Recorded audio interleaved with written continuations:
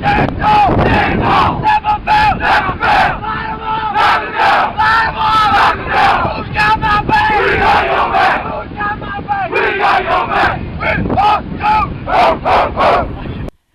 to believe, but for our teams north of the border, this is the last regularly scheduled high school football game.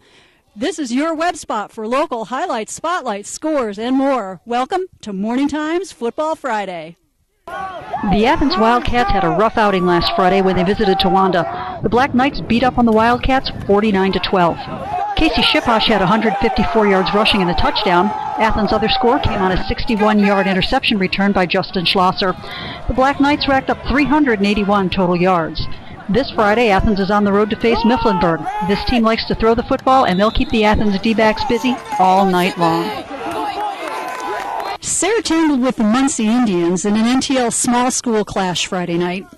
The Redskins are still trying to find what works offensively. Taylor Scarpon was in at quarterback for the injured Don Volante. He ran in a touchdown, hit Jesse DeGutis for a 40-yard pass, and also kicked a field goal. DeGutis also ran a 51-yarder in for a touchdown, but the Muncie Indians proved to be too much for the Redskins, and they came out the winners 41-23. Friday night, Sarah's at home hosting the Red Raiders of Montgomery. Waverly was in Shenango Valley Saturday afternoon to take on the Warriors. On the stat sheet, this one looked pretty ugly. 402 total yards for CV versus just 157 for Waverly. But on the scoreboard, it was pretty exciting. The Wolverines had a 21-13 lead at the half, thanks in part to Zach Fitzgerald, who took the opening kick 88 yards for the score. The Warriors came out strong in the opening minutes of the second half and eventually went on to top the Wolverines 28-21. Friday night, Waverly is on the road to meet the Lions of Dryden, and they're hoping to come home with a win. Tom, it's been a tough year for the Wolverines. The scoreboard hasn't necessarily reflected the type of result you'd like to see, but this team comes out to play 4 quarters of football every time they take the field. You're an upperclassman. What's your role in getting this team fired up and ready to play? Well, one of the things is we have to know our assignments that we're, things we're supposed to do during the games, and the inexperience on the team really. I think it plays a big part in it, but I think as years goes on, these players will get better, and I think in the future we'll have a very good football team. Obviously, I won't be a part of that, but. How big would it be for this team to come away with a win up in Dryden Friday night?